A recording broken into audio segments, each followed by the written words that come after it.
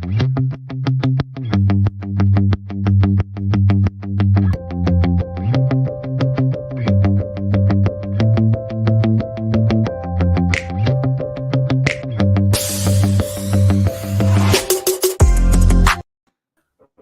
everyone, this is Eric Nentrup back with another episode for Keep Indiana Learning's 2022 Virtually Different Conference. And on today's episode, we're going to be talking to my friends over at BloomBoard, an organization I've known about for a really long time.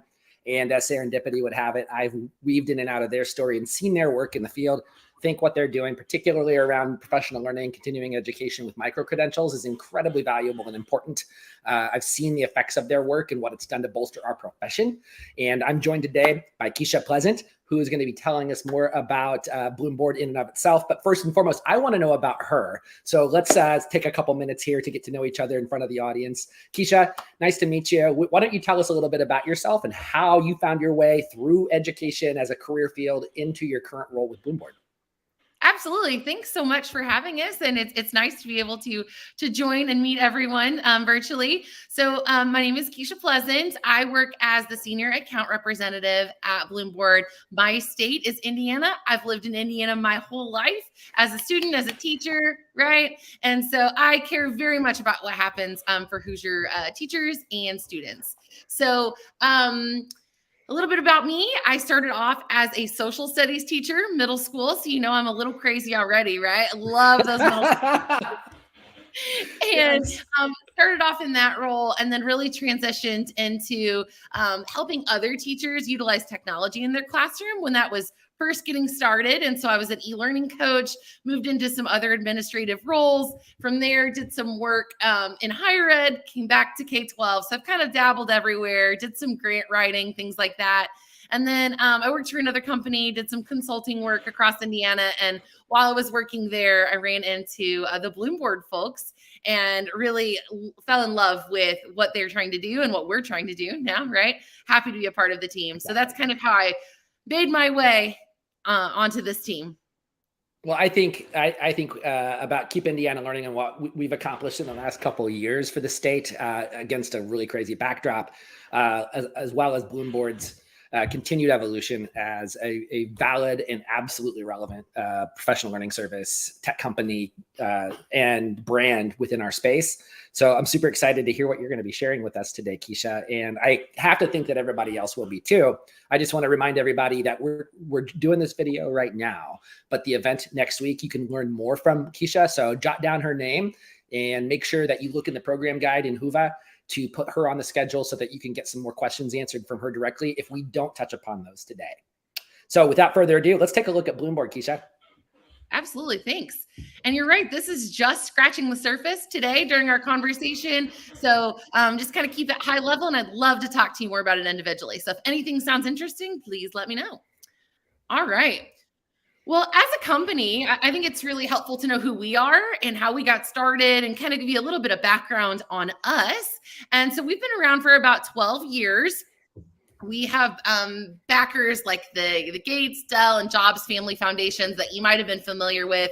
But we exist to really support educators. We are almost all educators on our team, former educators, and we understand that teachers right now cannot do one more thing. So we have to be looking at ways that we can help actually support teachers, support instructional and innovative leaders in their schools, in their classrooms, where they're at right now, in a way that is honoring to them, to their time, that's meaningful to change practice for kids, but that also allows teachers the opportunity to elevate their careers through career advancement, through salary advancement, those kinds of things, without making them necessarily have to leave the classroom and go into administration. And so we really work comprehensively with school districts to develop solutions to some of those big problems that you might be facing right now, like teacher retention and recruitment and advancement as well. So what we know kind of right now in the landscape, this is nothing that will be shocking to anybody probably in this room, that educator attrition is at the highest level ever, right? I'm sure we're seeing that all across the state. And it could mass be exodus. Mass exodus, yeah, for a variety of reasons, right? Quite a variety, unfortunately, yeah. So from inadequate pay to they're feeling stressed and burned out to just really not feeling recognized and valued for the work they're doing, all across the board, we have teachers just leaving at an alarming rate, but also we can't fill those holes that we currently have. So as teachers leave, there's not enough teachers in the pipeline to even hire, let alone look for highly qualified candidates. And then the other solution that we would have traditionally is that in our classroom, when we'd have holes to fill, we could at least get an emergency permit, or we could get a substitute to fill in, a long-term sub to fill in for a while. We don't even have those folks, right, lined up to fill those holes.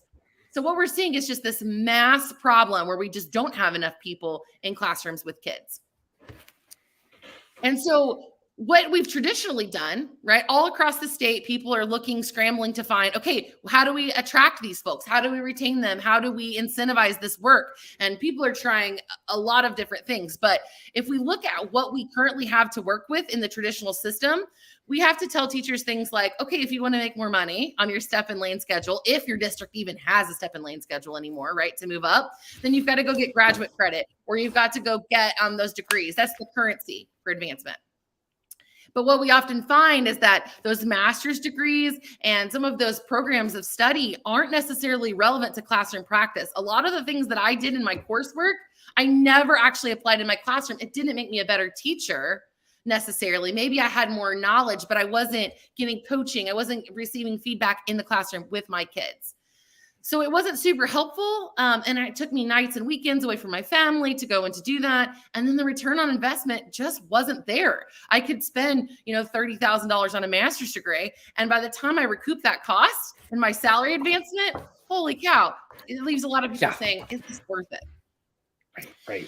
Yeah. So it's also not aligned to like some high need areas like special education, ELL, and teachers are asking for more support in their classroom, but also saying not one more thing. So you've got like the two sides there where it's like, I can't take one extra thing piled on top of me, but I do need help. I've never taught through a pandemic before. Holy cow, my kids have all these student well-being needs that they need met, social emotional learning needs. And what do? We can't bring in subs. We don't have enough of those to do professional learning. Oftentimes it's blanket professional development that's offered, and it may not be super applicable to me into my classroom. Perfect. So what we've been doing, right, is actually what you see here on the screen. Our teacher's in the middle, and we've been trying so hard to solve this problem. But instead of reducing stress on the teacher, we actually end up causing more stress on the teacher by pulling them in a bunch of different directions. So we say, hey, teacher, in addition to your job being incredibly difficult right now, working with your kids and you're exhausted, here's this professional learning that we're going to do as a district. And maybe you've asked for it, maybe you haven't. It could be bloodborne pathogen training. It could be social emotional learning. It could be recovering learning. It could be any of those things, right? And so we say, stay after school, here, do this during your planning period, yada, yada. Here's all this professional learning to do. And then we also say, oh, and by the way, if you want to make more money or you want to advance, you need to go off to that blue silo up there at the top, and you need to earn some graduate credit, or you need to earn some another degree or things like that, and invest your time and money so that you can then get more money out of the system and or advance, get a different job role, those kinds of things. And then we're also saying, pulling the teacher towards the green silo. By the way, we also have these huge needs for special education, for ELL, for these high need licensure areas. And by the way, I know this isn't what you went to school for, but can you study for this test and try to pass this praxis exam in order to do that? I was a social studies teacher. They had my administrator asked me to test for Spanish, right? Holy cow, that was a lot to try to learn. So we're taking this teacher and we're saying, yeah, we know you can't handle one more thing, but here's this thing, and here's this thing, and here's this other thing. So that had us start to think about what can we do about this? What if there was one way and we could go in a more holistic approach to solving the needs of our teachers and actually honoring them and supporting them instead of stressing them out? So here's what we came up with, right? We're in the center there. What if we could turn those arrows around and we could say, yes, of course you have, we need to learn about leveraging coherence to recover learning. Yes, we need to learn about social emotional learning. What if we took those professional learning opportunities that you're already doing, the PD you're already investing in for your district, and we said to those teachers, by the way, these are aligned to our district initiatives. You have some voice and choice to personalize, but it's there. And while you're doing that, while you're in the cafeteria, while you're doing this in your classroom with your kids, right, through competency-based learning, and it's individualized with coaching support, you're also earning graduate credit and degrees. And so for the same work you're doing, you're also getting that credit from an accredited university partner. And so we're saying, while you're doing the work that we want you to engage in, the one thing, right, I want you to focus on at a time, you're also advancing your career. You're also advancing on that salary schedule. And then what if we also said that there was enough voice and choice in, let's say, a master's degree program, or we're even working on a bachelor's degree program right now, that you could plug in for one of your specializations, one of those high need certification areas. So something that prepares you for special education, something that prepares you for ELL, so that you're ready to go and take that exam. And you could focus on one thing at a time. Any questions so far, Eric? I don't have any questions so far, but I'm thinking about all sorts of different applications, let alone an understanding of how BloomBoard fits into reconciling theory and practice, right? So it's the whole idea of that we know these things about certain facts about how people learn, whether they're younger or older. We understand that the conflicting interests and such, and still we haven't changed our behavior. And it feels to me like what you're setting up is an explanation of how BloomBoard takes all those barriers out of the way, as long as there's, fidelity of usage. I'm not going to say that it's like anything else. It's not a solution in a box, but you're situated in a really interesting place here that reconciles theory and practice, what we know about how we learn and how we actually do it as adults trying to get to be lead learners, really, I suppose. Is that accurate? Yes. That is 100% accurate. You're right on. And we definitely, I'll get to this in just a little bit, but we use what's called micro-credentialing. So we work on one skill at a time. And really, we embrace the idea that you have to learn by doing, right? And so you could take a test all day long, and that doesn't make you a better teacher. That doesn't make you a better anything, right? And so really getting to try it out in your classroom with your kids is important. We provide coaching that goes alongside that teacher as they're trying it out in their classroom. So if they implement a skill that they've learned with their students and it goes poorly, right? Then they get some real-time feedback from one of our expert coaches who can really say, okay, let's reflect on this. Let's think about it. What do we need to do to improve our practice and keep moving forward? So the goal is always the teacher against the themselves, right? The teacher against the teacher, to keep growing and improving at their own pace. So they get more flexibility. It's not like my paper is due by Friday, right? It's when I master the skill, I might move through a skill faster than someone else or slower than someone else. So just kind of keep that in the back of your head as well. As we're going through. Perfect. Sure thing. So what we did, right, hearing from district leaders all across the country, we thought, okay, what would this look like if we could help you redesign your programs? And instead of just doing random acts of professional development all over the place, what if we could help you sit down and develop a customizable solution or program for your district where teachers are recognized and they're able to advance while working on the things that you want them to work on, and with innovative and creative ways to use the funding that you have at your disposal to allow this to happen, right? So when we sat down, we thought, okay, how cool would it be to sit down and make a university that's just for your district? And so, for example, like we're working with South Bend Community Schools. So what if we had a South Bend U and it was just internal for the district? It's a benefit to working there. And really what we've done is we sit down with school districts and we say, okay, what would this look like? Well, if in order for it to be successful for your teachers right now, it needs to be job embedded. It needs to happen during the school day with your kids, not something outside of that. It also needs to have one focus at a time. Too many things and people get overwhelmed and they can't implement with fidelity. It also really needs to look like coaching support that's provided. And this is not something that is easy to do. Even if you have instructional coaches in your school district, I was an instructional coach. It was impossible for me to get to every one of my teachers in one building on a semi-regular basis, let alone across all the buildings in my district. So it's just impossible for me to be everywhere at the same time. And so that's what's really cool about what we set up, is that we have a whole team of coaches that are available to support those teachers when they need it, as they need it in their classroom virtually.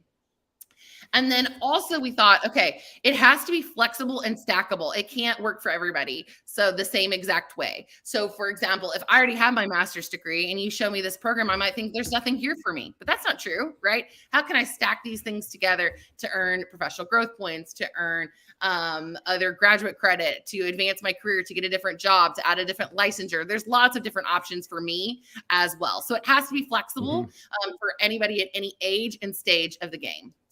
And then it needs to be cost effective. So again, that's what I was talking about working with school districts to figure out, okay, how do we fund this? How do we use our title dollars? How do we use our SIG money? How do we use regular professional development money in our district budget in order to pay for this? And the way that we do that is something really interesting to get to kind of talk through. So that's something that I'm happy to help with. And we also provide grant support through grant writing, grant editing, brainstorming, those kinds of things to kind of come up with some of that money as well.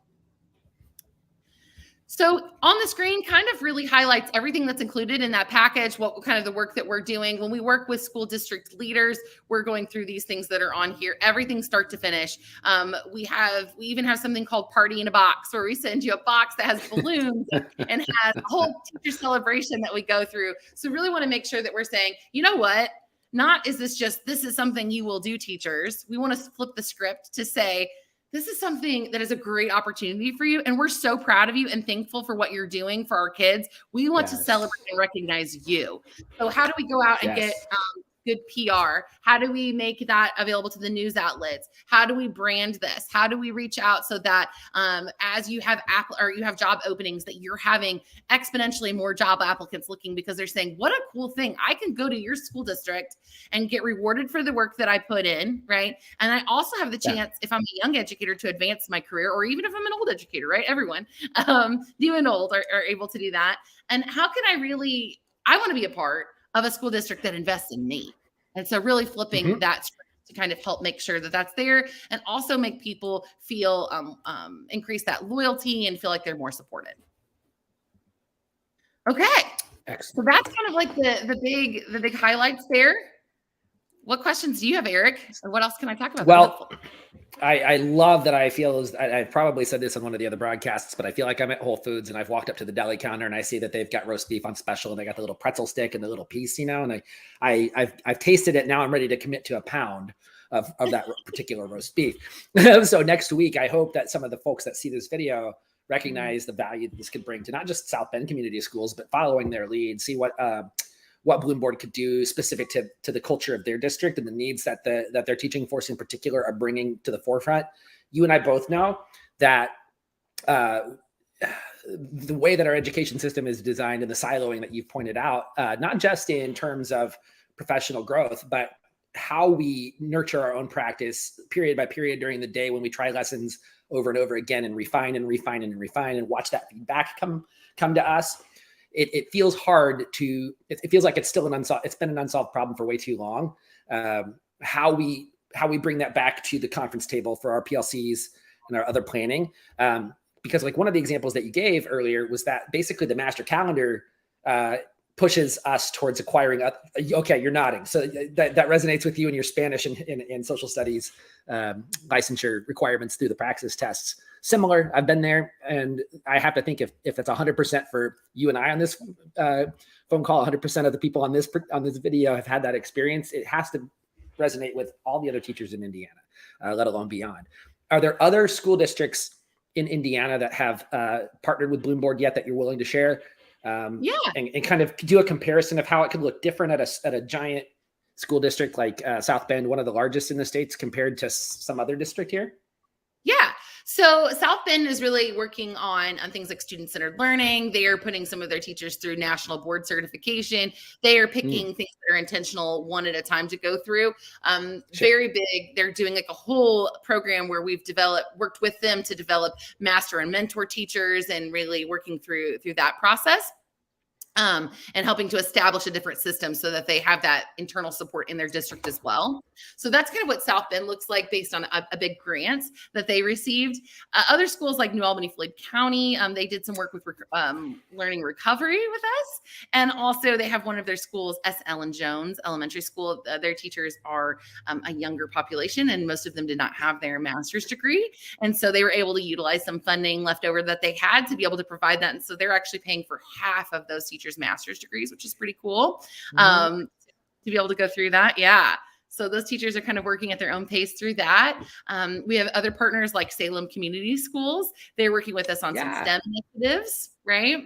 And so it's all like very, very different across the board. We've got foundations of blended learning happening there as well, with some of those digital learning grants and those pieces.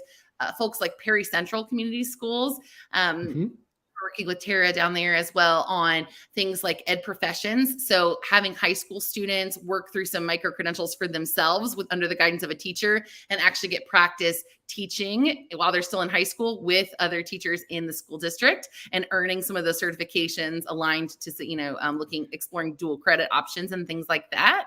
And then also we've got some folks doing employability skills work with us as well. So Mitchell High School is one that I would like to highlight as well. And so they're focused on things like communication, collaboration, work ethic. And so we have micro-credentials for high school students as well. So it can look different across the board. We have 9-12 micro-credentials, but then we also have those for the educator, whether they are at the very beginning of their career, they're a teacher's assistant, they don't yet have a bachelor's degree. We're working on helping them bridge that gap and be able to do that. And then also go from there to solving other teacher pipeline issues, like how do we keep them in place? How do we help them move up the salary schedule and maybe earn their master's degree? So it's a wide variety of topics across the board. Well, it is, but it doesn't sound to me, Keisha, like it's out of band in any way, shape, or form, where BloomBoard is just an agent with free time to spend on covering whatever's left over of a district strategic plan that has been unattended to. What I hear is between South Bend and New Albany Floyd's and the others along the southern Indiana corridor that you named there, that's a heck of a field trip to visit all in one day, mind you. But still, in doing so, you would see a diversity of ways that BloomBoard's flexibility is deployed, and the expertise of your crew is working to support and bolster what's happening there. And I think that's super timely and attractive for the attendees of this conference next week. So, teachers, as we wrap things up here, if you've seen some of this content here, or you run into Keisha next week and you missed this one, be sure to tell your administrators about BloomBoard, and superintendents, curriculum directors, if you're listening and you see what BloomBoard is doing for these schools on either end of the state right now. Let's take a look in the middle of Indiana as well, east and west, not to be forgotten, and see what we can do there too. Because if there's something I'm passionate about, it is making this profession the most attractive one available, and for us as a larger community, supporting our teachers and seeing them as the valuable instruments of growth for our kids and thus improvement of our own communities, because they themselves are getting invested in. You guys are doing just wonderful work. And I cannot wait to see how BloomBoard continues to progress. We'll be back again for one more episode. We're going to hear from CEO and founder Jason Lang. Wonderful guy. I've heard him speak before. He planted the BloomBoard seed for me a long time ago at a conference. I've been privileged to work with Harmony Public Schools down in Texas, where they have a very robust relationship with BloomBoard, doing this sort of work with micro-credentials and offering stipends for their teachers to continue to make their practice the best that it can be. We can support teachers. BloomBoard's part of the solution, and Keisha's got her stuff in order, and I cannot wait to see the next few years the impact that they're having across this state. So, Keisha, thank you so very much for the work that you're doing here and for bringing BloomBoard to the event, and look forward to learning more. Absolutely. Thanks. You're welcome. All right, everybody, have a great day. We will talk to you later. Thanks.